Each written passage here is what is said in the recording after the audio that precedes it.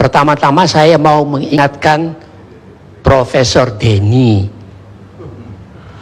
Dia kan sudah S3, jangan-jangan jadi S-teler. Pada waktu saya mulai mengajar tahun 59, Ruhut Pohan mungkin belum lahir, termasuk Denny ini. Ini kan anak-anak ingusan kemarin.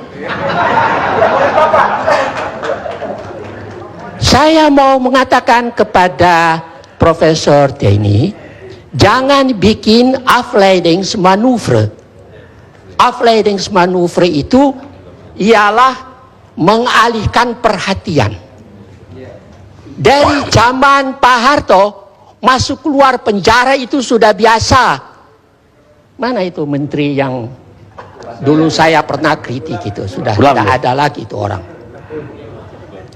Jadi saya mau mengatakan kepada semua, jangan suka pakai nama Tuhan, pakai nama Allah, pakai nama segala macam itu. Ya. Terus ada pepatah, maaf aja saya terpaksa pakai pepatah bahasa asing. Al gaat de leugen nog zo snel, de waarheid achterhaalt hem wel. Meskipun kebohongan itu lari secepat kilat, satu waktu kebenaran itu akan mengalahkannya.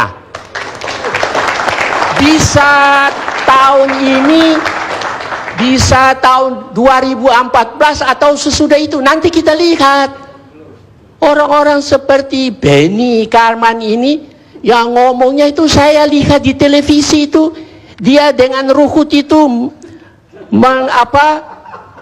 mendampingi Nasaruddin. Saya kan ikut dari dulu ngomongnya itu, ini orang-orang ini tidak punya rasa malu. Rai gede. Nah, orang-orang ini yang tadi ngomong tuh mulutnya bau. Coba sekali-sekali Anda cium mulutmu itu, kalau tidak bau baru Anda bicara jujur. Kalau bau itu berarti tidak jujur, terlalu banyak makan uang haram.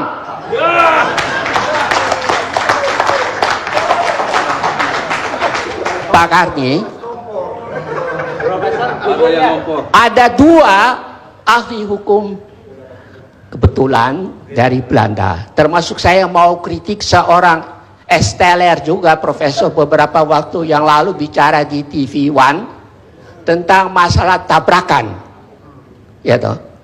Ini polisi ini kan sudah rusak. Ya. Dua orang itu, yang satu Profesor Dr. Leo Polak dengan disertasinya setebal begini, dan yang satu tuh Herman Bianchi, seorang ahli kriminologi. Mereka menulis begini singkatnya, strafrecht is een slecht recht. Hukum pidana itu adalah hukum yang jelek. Nah, bayangkan hukum yang jelek ini kalau dipegang oleh orang yang tidak bermoral, rusaklah hukum ini. Termasuk para pengacara juga yang menyalahgunakan kepandaian mereka. Ya. Jadi bukan bulat, Pak. Dari tadi tuh saya tidak tahan bau busuk. Profesor, coba sebutkan satu kebohongan yang telah kami katakan. Sebutkan satu kebohongan yang telah kami katakan. Saya bertanya kepada Anda sebagai profesor. Jangan debat saya sudah katakan pada Pak Karni, saya tidak mau debat dengan para politisi atau para politikus. Ya, berarti Anda menyebarkan kebohongan. Bukan malam ini, sejak semula. Saya kan kenal dia kan debat dengan itu, dalam itu waktu di masa-masa yang lalu itu, yang menulis buku itu tentang gurita Cikeas itu. George. Iya. Ya toh. Anda belajar lagi lah, baru debat dengan saya. Pak Karni, ada ungkapan hoogmoed komt voor de val. Kesombongan itu berarti kejatuhan sudah dekat. Ya. Saya pikir terpaksa saya harus kemukakan mengenai masalah polisi ini, karena tadi saya dengar itu ya. Polisi ini sebetulnya tidak melindungi rakyat, malahan pagar makan tanaman. Contoh di Pamekasan, itu rumah milik seseorang Bertahun-tahun lamanya polisi tidak mau mengembalikan, meskipun Mahkamah Agung sudah memberi putusan Enkracht van geweest, putusan mengikat. Di Medan, polisi seperti pagar makan tanaman, mengantar orang untuk mengusir si pemilik rumah.